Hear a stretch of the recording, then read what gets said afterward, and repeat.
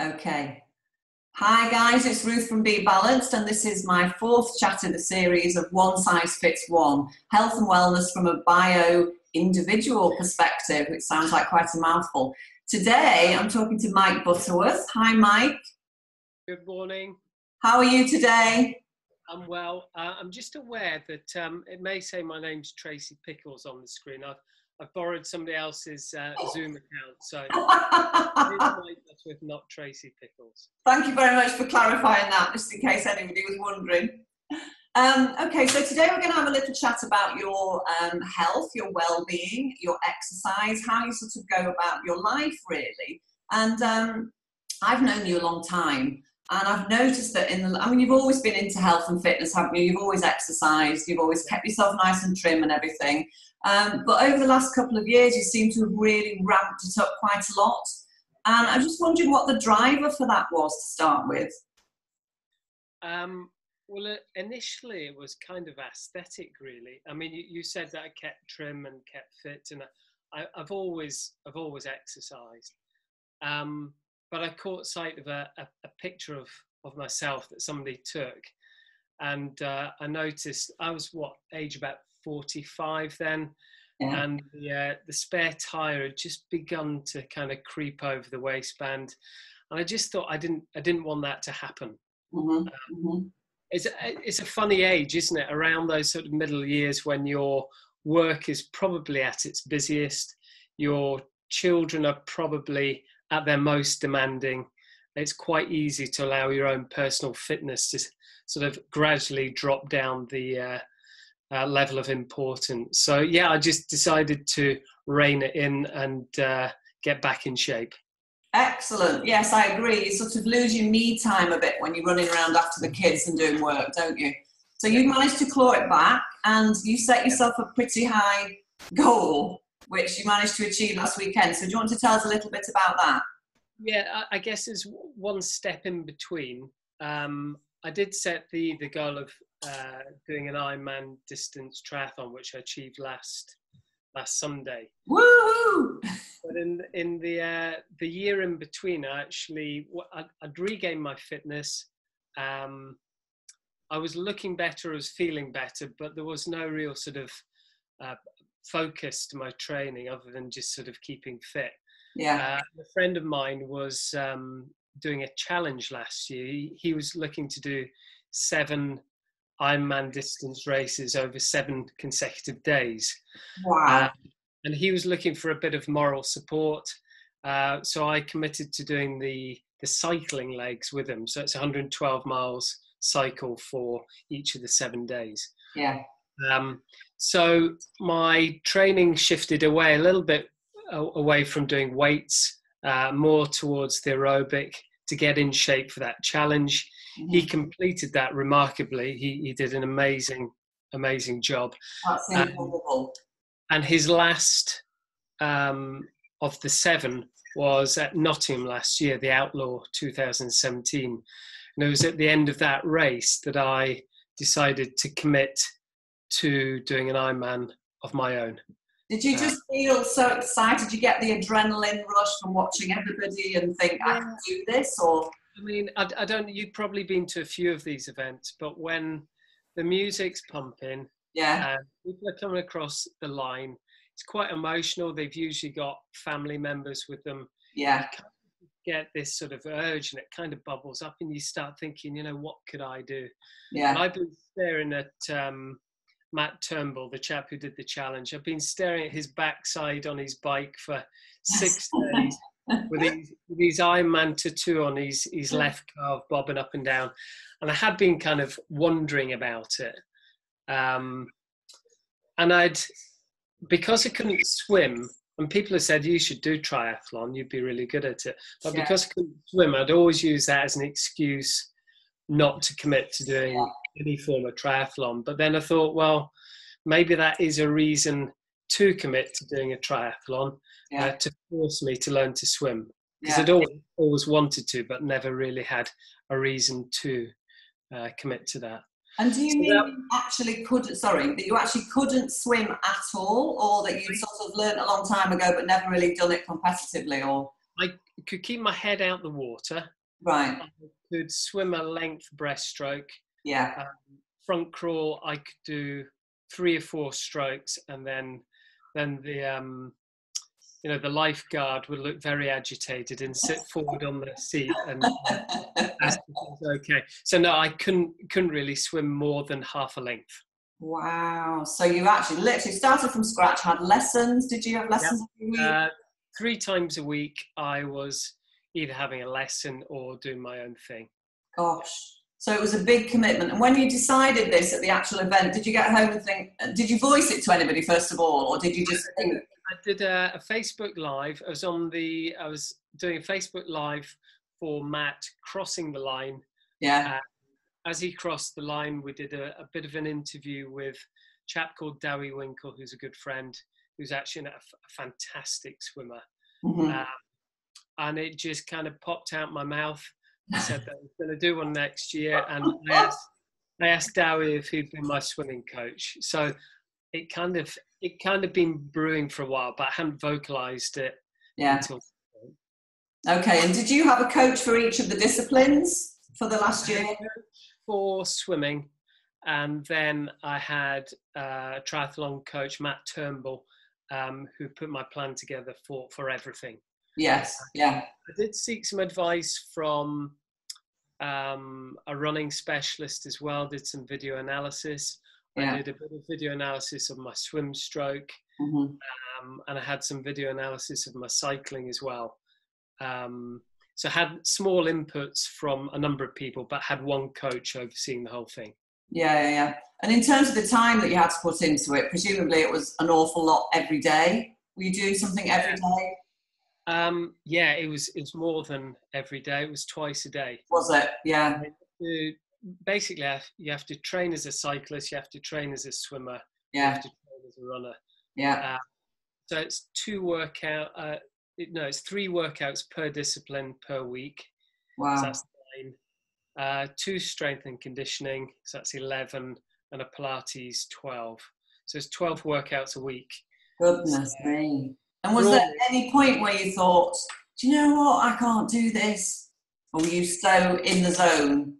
No, there was never a point when I thought, there was never a point where I thought, no, I don't want to do this. Yeah. There was a point where I thought, maybe I can't do this. Mm. 8 months into my program it was a 12-month program, and 8 months in, I still couldn't do 2 lengths of front crawl. Okay. So the date was creeping closer and closer.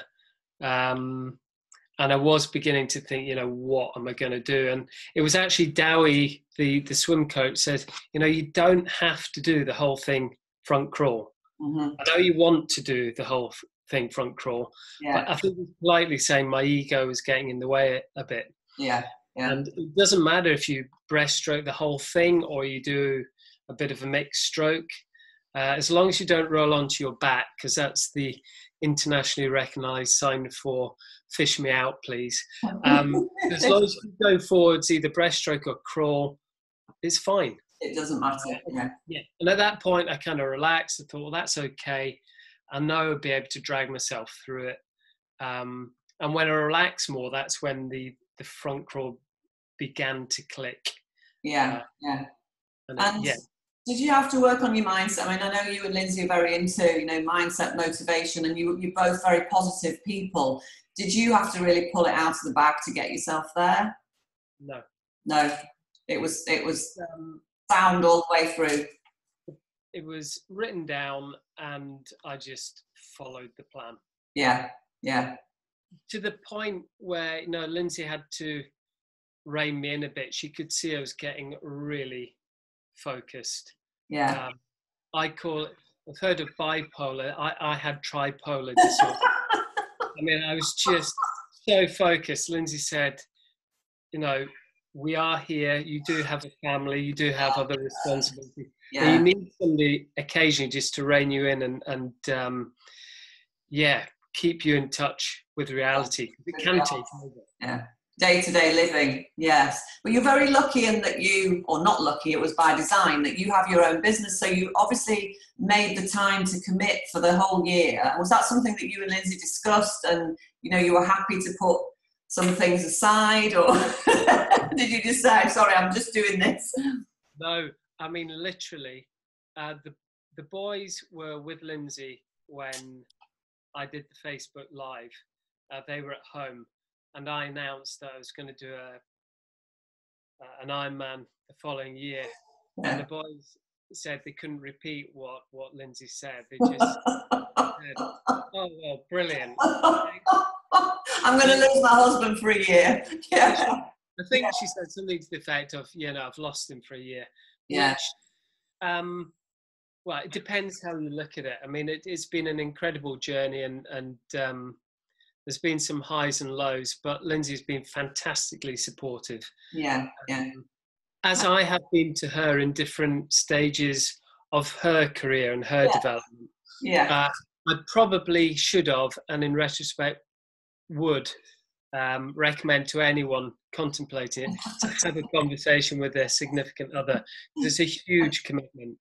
But sometimes things just happen, don't they? Yeah. Yeah. I support Lindsay through her personal development. She's done all sorts of things. So I guess I felt it was just my turn. Yeah, fantastic. So show us your medal then. I know you've got it there somewhere. Oh, yeah. It has to be there. That is my You're an Outlaw medal. That is amazing. Fantastic. Well done. So just to clarify, with this term Ironman is actually it's a brand in its own right. Yes. So the Ironman distance is swimming 2.4 miles, cycling 112, and then running a full marathon. And that is the Ironman distance. But I haven't done an Ironman race because they're run by the Ironman franchise. Right. Okay. So people talk about iron distance triathlons, and that's what I did. And your total time was 11 hours? 11 hours, 48 minutes, which by all accounts is not bad for a first effort. No, that sounds amazing. Yeah. I love the video of you and the boys running over the finish line. I was so choked watching it. It was incredible. You must have felt elated. Well, I did, but I was also, they picked up the pace for the last 100 yards, and I could feel my hamstring cramping. Oh, so no. I was just kind of willing it to get across the line without anything dramatic happening. But it was fantastic because I didn't know they were going to be on the finish line. Oh, lovely. To do the final bit. And what did you put it? What was the first thing you put in your mouth? Did you go and did they give you champagne, or did you go and have something sensible? What happens at the end? There's food provided. Yeah. But it's all a bit of a whir, to be honest. We had a good number of people from the triathlon club there, so they'd laid on a bit of prosecco, and the boys had made a cake as well. So I think the first thing which actually went in was a very dry burger, which was horrendous. Oh, gosh. I put that to one side. Yeah. And I went for the prosecco. Good call. I think you deserved it. Well done. Honestly, that is such a fantastic achievement. So do you think you'll ever do another one, or you? Full distance, probably not. 20 hours a week is probably too much to prioritize. I think I could easily maintain a good base level of fitness, training once a day. Yeah. And I could probably aim for a half iron distance. So 1.2 mile swim, about 70 miles on the bike, and then a half marathon. So I could do those sorts of events without it taking over. Yeah. So you can dip in and out of those as long as you maintain that base level. Yeah. So I think looking forward, that's what I'd probably be looking to do. Yeah. The shorter distances are really heavy on the joints because you're pushing yourself closer to your threshold. Yeah. So the sprint and Olympic distances are really tough on your body. Yeah.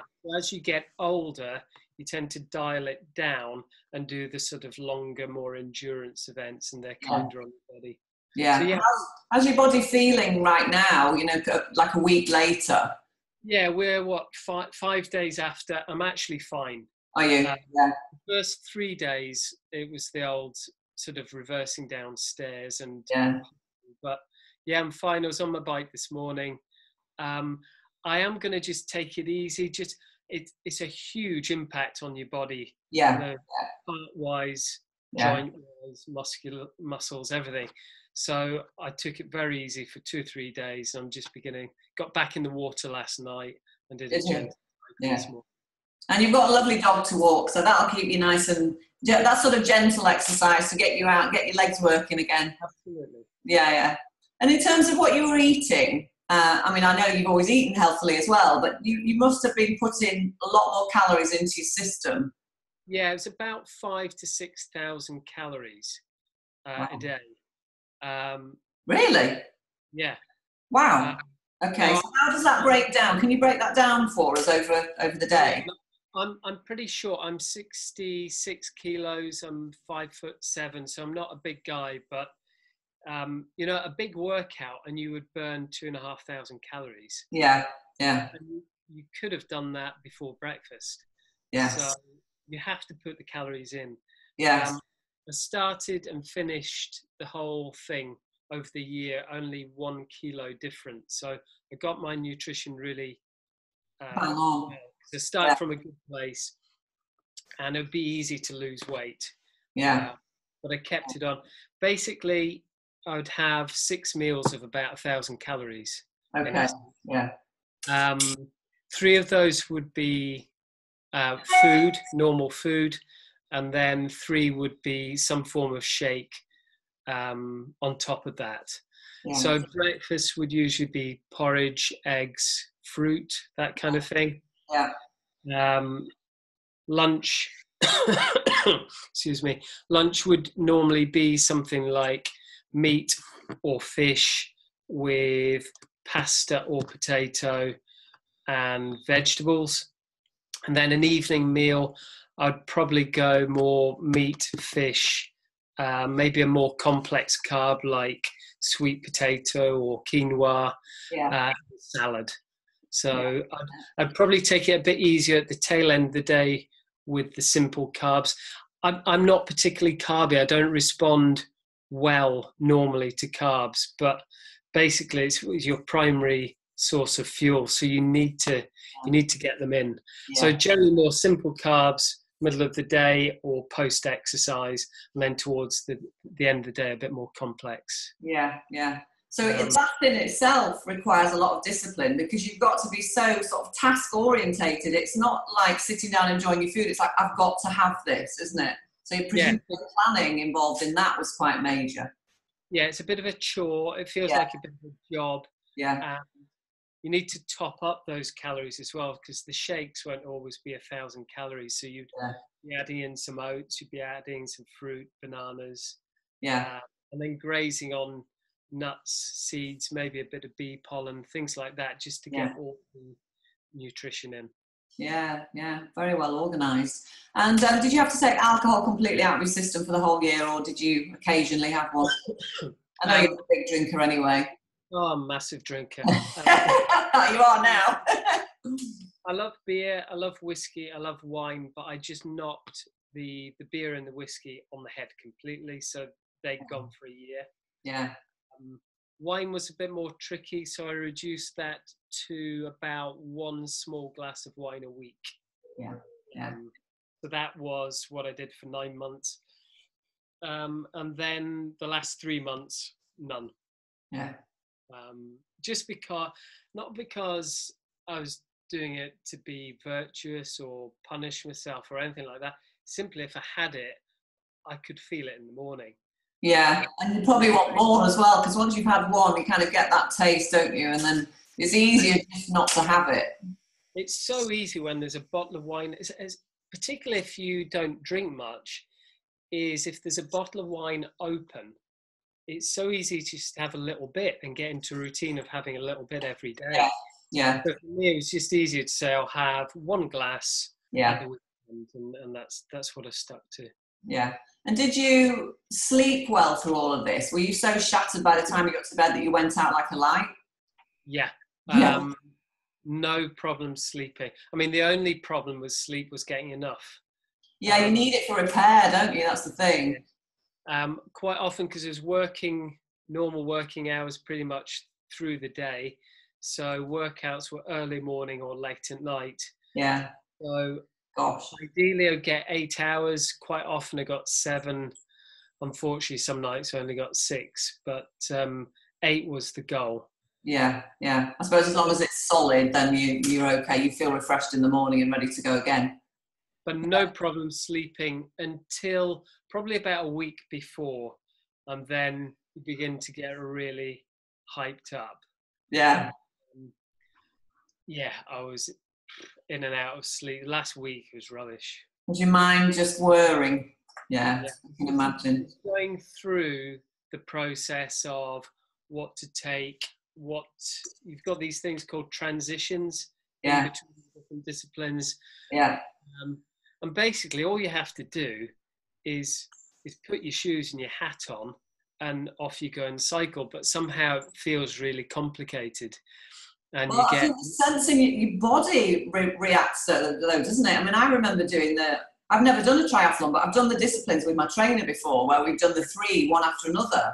And it's actually the change in the way your body has to, quickly go into the next one. You think, oh my God, it just feels really weird, doesn't it? Yeah. Well, they call it bricking. Yeah, bricking it. Yeah. Well, the brick sessions are where you put 2 back-to-back disciplines. So that's it. Yeah. Mainly you're practicing bike to run. Yeah. Although, you can practice, swimming to cycling as well. But the key thing is just modifying your cadence a bit. And one tip is actually getting your cycling cadence towards the end of the bike ride similar to your running cadence. Yeah. And that can help your legs do the transition. But it does feel odd when you've been cycling for, for me it was 5 hours 50 without a break, and then suddenly you're asking your body to run and stand upright instead of being bent over. Yeah, you feel a bit shaky for a while. A bit jelly leg, but your legs just feel like they want to go too quick. Yes. You have to slow your legs down a bit. Yeah. Did you take a lot of supplements throughout the last year then to help your body? What did you add in that way? I did take a lot of supplements. I'd very much take a food first approach and get all the calories in that I can through food. But I definitely feel supplementing the diet is worth considering. And it's I spent a fortune on supplements, but thankfully that's the area of work that I'm involved in. So I can, which is helpful. From myself at wholesale, so that did bring the price down. But yeah, aloe vera was probably the primary thing that I did take. And were you doing Freedom with the additional supplements in, or just the plain gel? I took both. I took the plain gel, and I also took one with joint supplements, liquid joints. Yeah. Chondroitin and MSM. Yeah. The key thing for me, for the reason for taking aloe, is that every compound that they've studied in terms of absorption when you're taking aloe vera is improved. So you get improved absorption of your normal diet and your supplements if you're taking aloe. So that's the primary reason for taking it for me. Yeah. And was that in the morning, just once a day? 3 times a day. 3 times a day. Yeah. And what else did you add in? I took fish oils. Yeah. As you know, the essential fatty acids are what make up the membrane of every single cell in your body. Yeah. So you want good transfer of nutrients and waste products in and out of the cells. You've got to have healthy cell membranes. So loads of fish oil, high quality fish oil for the omegas and the essential fatty acids. Yeah. What else did I take? I took L-arginine, Mm-hmm. which is a semi-essential amino acid. Mm-hmm. And what some people know is the miracle molecule. When it's broken down, it forms nitric oxide. And that is something which relaxes the smooth muscle and causes the blood vessels to dilate. Mm-hmm. So it helps get oxygen and nutrients to those cells. Yeah. And it also helps take waste products away. Mm-hmm. Mm-hmm. Anything else? Bee pollen, I would graze on, snack on. That's a complete food. Yeah. It's got all the vitamins, minerals, all the trace elements and bits and bobs that you need to survive. And obviously a good daily vitamin and mineral to make sure you've got magnesium, zinc, iron, all the things which you need. Just covers everything off, doesn't it? Yeah. So I did supplement my diet. You did, well, yes. I think it makes sense when you're doing something so intense. I think you really need it, don't you, on top of the food? Because at the end of the day, we don't 100% know that we're getting everything from the food that we take. So I always think it's good to supplement where necessary, but not rely on, like you say, obviously food is most important. Yeah. In terms of who inspires you, whether it's a famous person or the person that you've been coaching, who would you say has really inspired you to make the changes? There's probably three people I'd identify. The first one was obviously Matt Turnbull, who did the 7 and 7 challenge, the 7 days. Yeah. So he's probably to blame for me taking on the challenge myself. There's a chap called Tim Don, and he is the world record holder for the Ironman discipline, 7 hours, 40 minutes for the whole thing. Wow. And how old is he? I don't know. He's maybe late 30s. Okay. But his story is incredible. I don't know if on YouTube, if you've heard of something called London Reel. Yes, I have. Yeah. Yeah, he's been interviewed on London Reel, and it's a fantastic interview. Oh. So if you go onto YouTube, you can find it. But he got the world record last year, probably about 13, 14 months ago. And he was then going to go to Kona in Hawaii, which is not the fastest Ironman, but it is the most iconic. Yeah. And he wanted to go there as the world record holder and win it. 2 days before, he was actually T-boned by a lorry and he fractured his neck. Just before Kona, when he was getting ready for the race. Yeah. And he has spent the last 12 months rehabilitating, 3 months of those in a halo traction, which is this external fixator. Wow. And his goal was to come back this year, regardless of that accident, and compete at Kona. And I'm guessing that he'd want to win it. Amazing. Now, he did his first comeback half in Costa Rica about a month ago, and he won it. He's competed in Ironman in Hamburg about 2 weeks ago, and I think he placed about 7th. So incredible. Absolutely incredible. But yeah, if people want to get inspired, not just about triathlon, but about just grit and determination, if they go onto YouTube, London Reel, and type in Tim Don, a great interview. Yeah, I'll definitely go and listen to that. There was a guy, a famous vegan guy called Rich Roll, who did a lot of the ones in Hawaii. I remember reading about him. He's quite fascinating because he did it all on a vegan diet, which people said he'd never be able to do. And he proved them wrong, which exactly shows one size fits one, doesn't it? Really well. Yeah, it's horses for courses, as it were. Okay, well, just one last question. Yeah. Do you have a one sort of top tip for healthy living that you would live by and like to tell everybody else about? Something that you've read, an inspiration, or something that you actually implement, or... one thing's quite tricky. If I could jam two together, I'd probably Yeah, say have a plan, but a plan with a reason. Yeah. So let me try and think of an example. I was on my bike this morning, feeling a bit stiff in my hamstrings. I know I need to stretch, but if somebody just says you need to stretch, I know I need to stretch, but that isn't a good enough reason for me. I won't do it.